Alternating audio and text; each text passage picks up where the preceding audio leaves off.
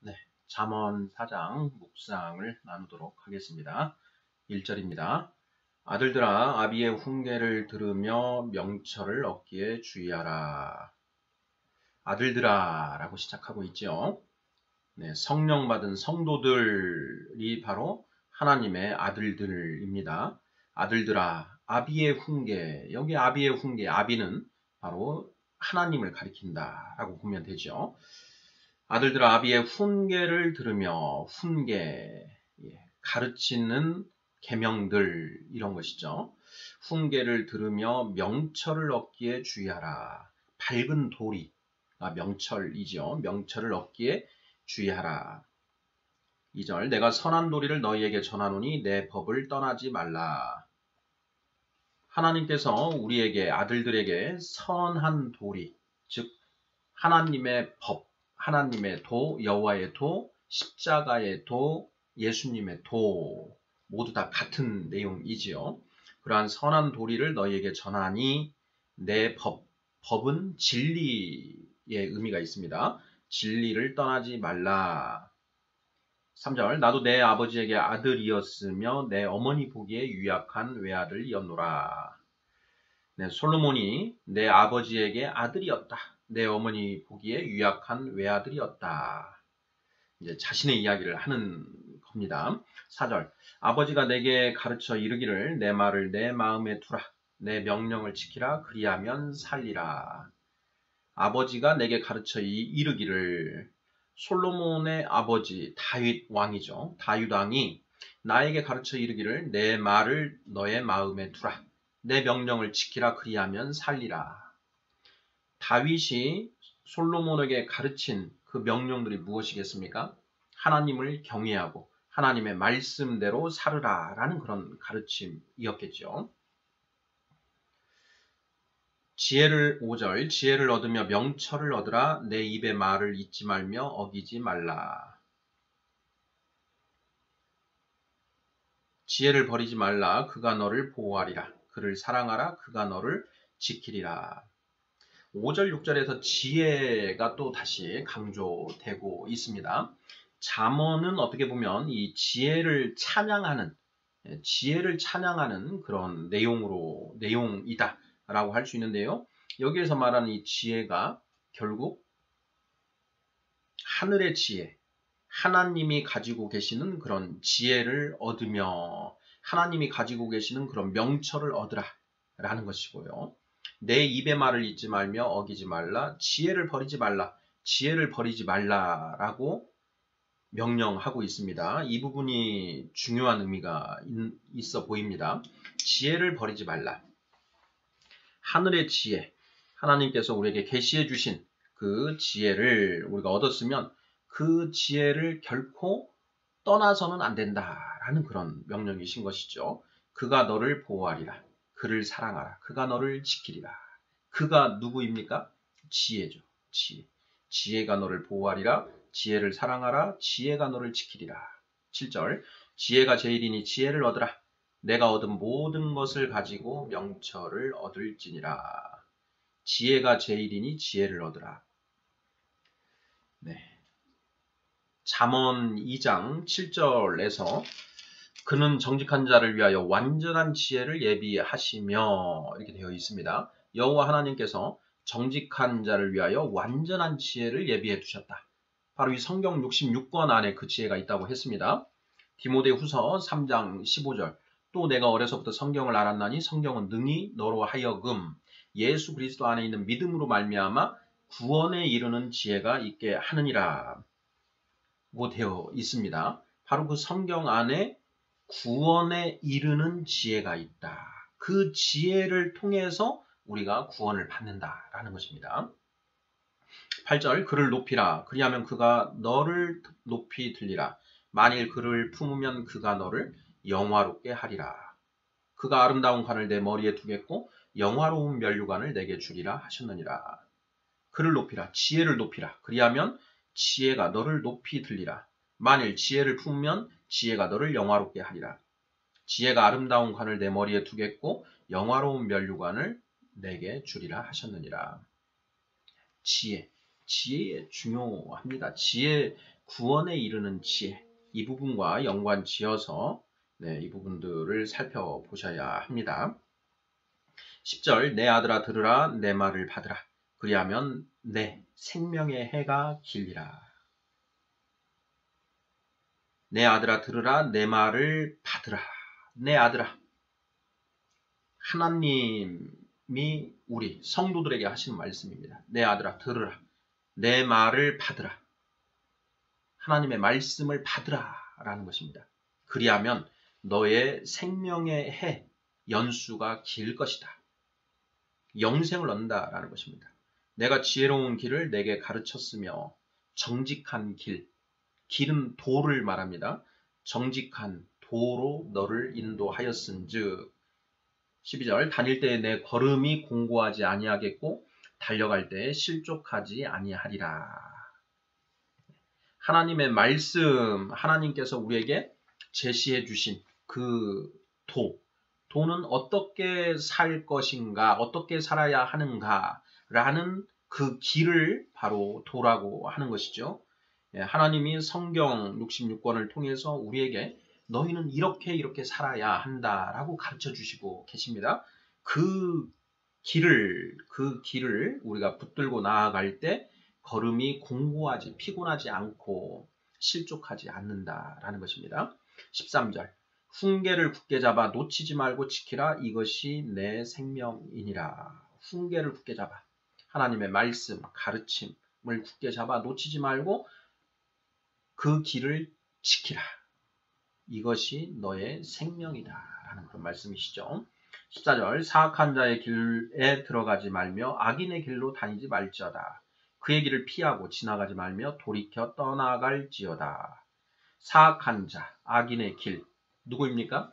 바로 타락한 천사, 사탄이죠. 하나님을 대적하여 하나님을 밀어내고 왕이 되고자 하는 자, 바로 사탄입니다. 사악한 자의 길에 들어가지 말며 사탄의 길, 사탄의 도가 있습니다. 사탄도 이렇게 가야 된다라고 하는 사탄의 가르침이 있는 것이죠. 그러한 사탄의 길에 들어가지 말며 악인의 길로 다니지 말지어다. 그 사탄의 길을 피하고 지나가지 말며 아예 지나가지도 말라라는 것입니다. 돌이켜 떠나갈지어다. 그 길을 향해서 나아가고 있다면 아니면 그 길을 지금 걷고 있다면 돌이켜 회개하여 그 길을 벗어나 하나님의 그 길로 나아가라 라는 그런 권고이신 거지요. 16절 그들은 악을 행하지 못하면 자지 못하며 사람을 넘어뜨리지 못하면 잠이 오지 아니하며 불의의 떡을 먹으며 강포의 술을 마심이니라.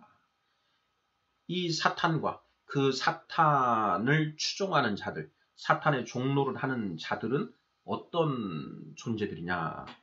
악을 행하지 못하면 잠을 자지 못하고 사람을 넘어뜨리지 못하면 잠이 오지 않는다. 실족시키지 않으면 잠이 오지 않는다는 거죠. 불의의 떡을 먹으며 불의의 떡은 말씀이다. 의롭지 않은 그런 말씀을 먹으며 강포의 술을 마심이니라. 강포의 술. 성경에서 떡과 술이 나오면 이 떡과 술, 가르침과 연관시켜서 우리가 생각을 해봐야 되는데요.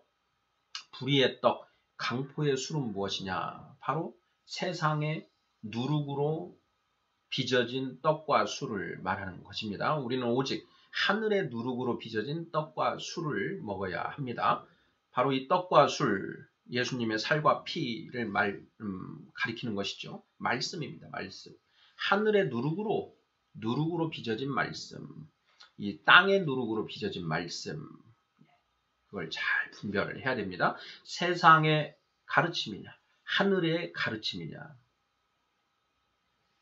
우리는 어떠한 가르침이 있으면 그 가르침이 출처가, 배우가 사단인지 하나님인지를 분별할 수 있는 그런 분별할 수 있는 능력을 갖추어야 합니다. 그래서 히브리서 5장 14절에서 단단한 음식은 장성한 자의 것이니 그들은 지각을 사용함으로 연단을 받아 선악을 분별하는 자들이니라 라고 말하고 있는 것이지요. 선악을 분별하는 자, 하나님의 말씀을 기준으로 이것이 올바른 가르침인지 거짓 가르침인지 이것을 분별할 수 있는 자가 바로 장성한 자이다라는 것입니다. 근데 그렇게 나아가는데 어떻게 나아가느냐? 지각을 사용함으로 연단을 받는다라는 것이죠. 단단한 음식은 장성한 자의 것이니 그들은 지각을 사용함으로 연단을 받아 선악을 분별하는 자들이니라. 18절 의인의 길은 돋는 햇살 같아서 크게 빛나 한낮의 광명에 이르거니와 악인의 길은 어둠 같아서 그가 걸려 넘어져도 그것이 무엇인지 깨닫지 못하느니라. 의인의 길, 악인의 길이 대비가 되고 있습니다. 예수님이 생명으로 인도하는 문과 그 생명의 문으로 나아가는 길, 좁은 길이다 이렇게 표현을 하고 계시고요.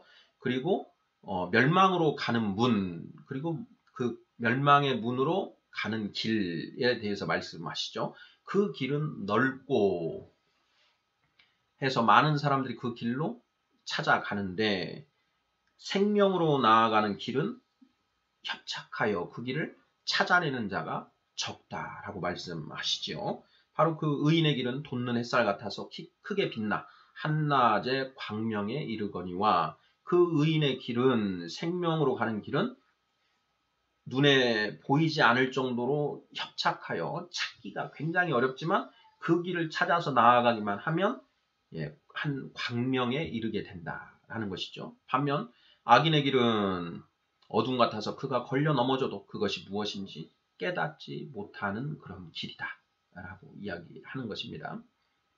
세상 많은 사람들이 그 악인의 길을 걷고 있습니다. 그러니 우리도 멋모르고 그 길에 휩쓸려서 걸어오지 않았습니까? 그 길이 사는 길인 줄 알고 같이 나아갔던 것이죠. 그 길에서 지금도 넘어지는 사람이 숱하게 있고 결국 그 끝에는 죽음이 도사리고 있는 것이죠. 근데 그것도 모르고 지금 나아가고 있다라는 것입니다. 20절 내 아들아 내 말에 주의하며 내가 말하는 것에 너의 귀를 기울이라.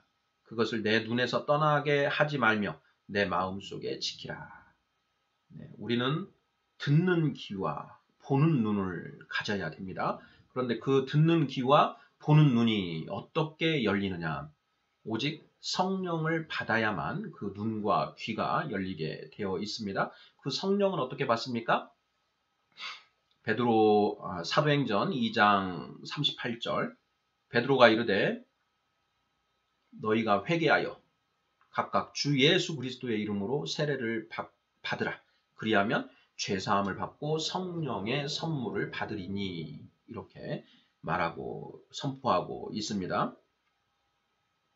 우리가 예수님이 그리스도이시라는 것, 내가 곧 길이요 진리요 생명이니 나를 통하지 않고는 아버지께로 올 자가 없느니라. 요한복음 14장 6절 말씀이지요.